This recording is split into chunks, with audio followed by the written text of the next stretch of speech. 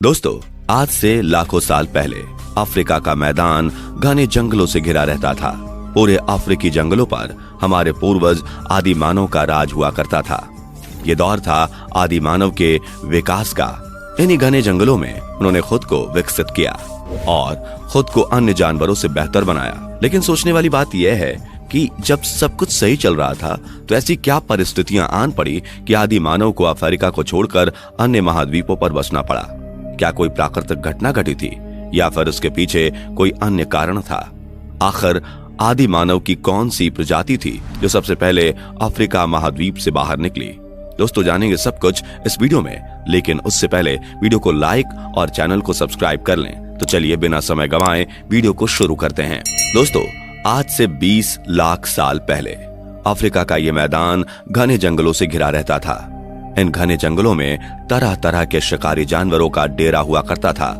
इन्हीं शिकारी जानवरों में सबसे खूंखार, लंबे दांत वाले शेर और लकड़बग्घे शामिल हुआ करते थे। इन्हीं जंगलों में आदि मानव भी रहा करते थे। दोस्तों, अफ्रीका में आदि मानव की जो सबसे पहली प्रजाति थी उसका नाम प्रोकॉन्सुल हेसेलोनी था। पेड़ों पर रहने वाले ये जीव फल फूल खाकर जीवन बिताते थे। इन जीवों का सतह पर होने वाली घटनाओं से कोई लेना देना नहीं था। ये जीव 4 पैरों पर चला करते थे। इनके ऊपरी और निचले होंठ समान आकार के होते थे। ये दिखने में आज के मकाऊ से काफी मिलते जुलते थे। प्रोकॉन्सुल के फॉसिल्स ज्यादातर ईस्ट अफ्रीका में मिलते हैं, जिससे इनकी शारीरिक बनावट का पता चलता है। फॉसिल्स से वैज्ञानिक अनुमान लगाते हैं कि ये अपने दौर में अग्रेसिव नहीं हुआ करते थे। रिसर्चर्स बताते हैं कि उस दौर में 10 मिलियन साल पहले पृथ्वी के तापमान में आई भारी गिरावट की वजह से अफ्रीका के जंगल प्रभावित हुए थे, जिसकी वजह से प्रोकॉन्सुल को पेड़ से उतरकर जमीन पर आना पड़ा और इन्होंने 2 पैरों पर चलने की शुरुआत की। और एक अन्य जाति आर्डिपिथेकस रेमेडिस इवॉल्व हुए। इस समय वो 2 पैरों पर चलने में सक्षम तो हुए, लेकिन इनके पैर अभी भी पहले के जैसे ही थे, जिस वजह से इनकी चाल आज के इंसानों से काफी अलग थी। 2 पैरों पर चलने के बावजूद भी अभी भी इनका जुड़ाव पेड़ों से रहा। ये अपने दोनों हाथों की मदद से पेड़ पर चढ़ा करते थे। जैसे जैसे अफ्रीका में पेड़ की संख्या कम हुई, ये भी इवॉल्व हुए और एक नई प्रजाति अफ्रीका के जंगलों में विकसित हुई, जिसे एस्ट्रोलोपिथेकस एफ्रेंसिस के नाम से जाना गया। इन जीवों के अंदर सभी चीजों को जानने और समझने की जिज्ञासु प्रवृत्ति ने जन्म लिया। इनके दिमाग का विकास हुआ। इनकी शारीरिक संरचना में भी बदलाव आया। इनकी चाल इंसानों से काफी ज्यादा मेल खाती थी और ये झुंड में रहा करते थे। ये प्रजाति आमतौर पर शाकाहारी हुआ करते थे। ये फलों पत्तों को खाकर ही अपना जीवन बिताते थे, लेकिन मांस मिलने पर ये उसे भी खा लिया करते थे। जैसे जब शेर, तेंदुआ या लकड़बग्घे अपने शिकार को खाने के बाद छोड़ देते थे तो ये उन्हें खाते थे। ये खुद शिकार नहीं किया करते थे, क्योंकि इनके पास उस समय आधुनिक हथियार नहीं हुआ करते थे। कई बार जब इन्हें भोजन नहीं मिल पाता था तो ये पेड़ों की जड़ों को भी खा लिया करते थे। 1.5 मिलियन साल पहले एस्ट्रोलोपिथेकस भी इवॉल्व हुए और धरती पर इंसानों की पहली प्रजाति ने कदम रखा। वैज्ञानिकों ने इन्हें होमो हैबिलिस का नाम दिया। होमो हैबिलिस के बाद से ही मानव ने कभी पीछे मुड़कर नहीं देखा। ये नित्य नई नई चीजें सीखते चले गए, लेकिन समय के साथ ये होमो हैबिलिस भी इवॉल्व हुए और फिर धरती पर कदम रखा होमो इरेक्टस ने। दोस्तों, होमो इरेक्टस ही आदि मानव की वो प्रजाति थी जिन्होंने अफ्रीका महाद्वीप को छोड़कर अन्य महाद्वीप में बसने का फैसला किया। रिसर्चर्स के माने तो आज से लगभग 18 लाख साल पहले होमो इरेक्टस ने यूरोप और एशिया में फैलना शुरू किया और यहीं से इनका विस्तार धीरे धीरे सभी महाद्वीपों में हुआ। फिर चाहे पश्चिमी देश, नॉर्थ अमेरिका या साउथ अमेरिका हो, सभी जगह इनका विस्तार हुआ। हर महाद्वीप के वातावरण के अनुसार इनके रंग रूप में बदलाव आए। यहाँ हम कह सकते हैं कि जो ठंडे स्थानों पर बसे उनका रंग गोरा और जिन्होंने गर्म स्थानों को चुना उनका रंग काला हो गया। लेकिन दोस्तों, प्रश्न अभी भी वही है, आखिर होमो इरेक्टस को अफ्रीका महाद्वीप क्यों छोड़ना पड़ा? इसके पीछे के कारण को आइए समझते हैं। साइंटिस्ट के मुताबिक इनके प्रभाव का मुख्य कारण क्लाइमेट चेंजेस था। दरअसल उस दौर में भूकंप की वजह से टेक्टोनिक प्लेट्स में भयंकर हलचल हुई। टेक्टोनिक प्लेटों में होने वाली हलचल की वजह से चारों ओर पहाड़ों का निर्माण होता चला गया और इन्हीं पहाड़ों ने मौसमी हवा की दिशा को बदल कर रख दिया। हवा की दिशा बदलने की वजह से घने जंगल सूखने शुरू हो गए। दोस्तों, इस घटना से घने जंगल घास के मैदानों में बदल गए। जलवायु के इस परिवर्तन की वजह से हमारे पूर्वज होमो इरेक्टस अफ्रीका महाद्वीप को छोड़कर अन्य महाद्वीपों में बसने के लिए निकल पड़े। इस जलवायु परिवर्तन का प्रभाव महाद्वीप में रहने वाले अन्य जानवरों पर भी पड़ा, जिन्होंने या तो खुद को उस वातावरण में ढाल लिया या फिर विलुप्त हो गए, जबकि वहीं होमो इरेक्टस पलायन करते हुए सभी महाद्वीपों में फैल गए।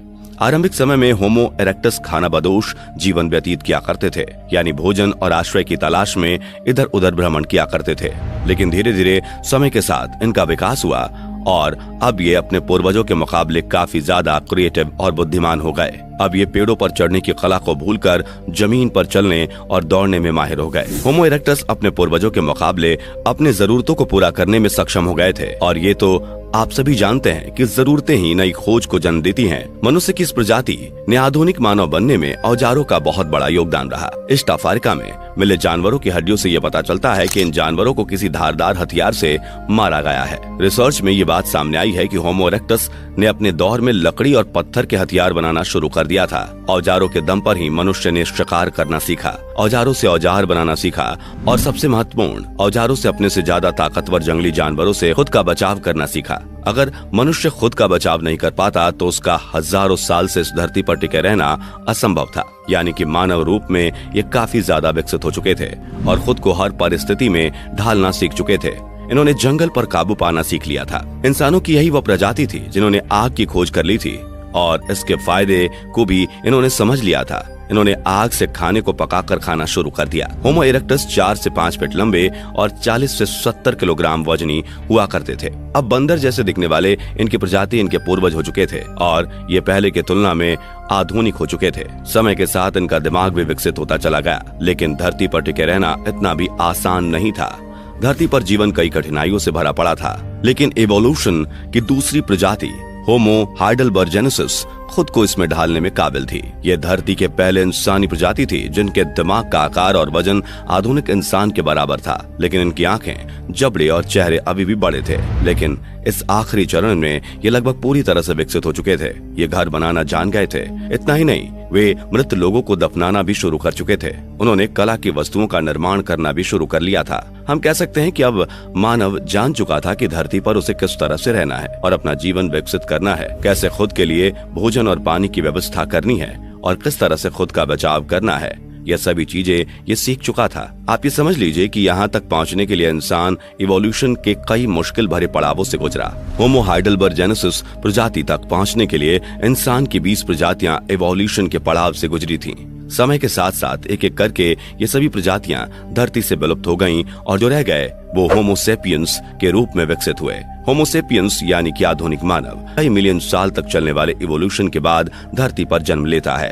इनका ब्रेन का साइज पहले से बहुत ज्यादा विकसित था। ये काफी ज्यादा क्रिएटिव थे। ये एकमात्र ऐसे प्रजाति हैं जिसने अपनी जिंदगी को आसान बनाने के लिए हर वो चीज डेवलप कर ली जिसकी जरूरत महसूस हुई। इन्होंने लगातार अपने विकास पर काम किया और आज आप देख सकते हैं कि हम कहाँ हैं। लेकिन दोस्तों, आपको ये बात समझ लेनी चाहिए कि सीखने का यह सिलसिला अभी खत्म नहीं हुआ है और ना ही कभी खत्म होगा। अगर हमें अपनी सिविलाइजेशन को आगे भी कायम रखना है तो हमें खुद को हर परिस्थिति का सामना करने के लिए तैयार करना होगा। तो दोस्तों, आज के लिए फिलहाल इतना ही। मुझे उम्मीद है कि आज आपको बहुत कुछ जानने और समझने को मिला होगा। वीडियो अच्छी लगी हो तो इसे लाइक, कमेंट और शेयर करें और इस तरह के और भी अमेजिंग एंड इंटरेस्टिंग वीडियोस देखते रहने के लिए चैनल को जरूर सब्सक्राइब कर लें। Thanks for watching.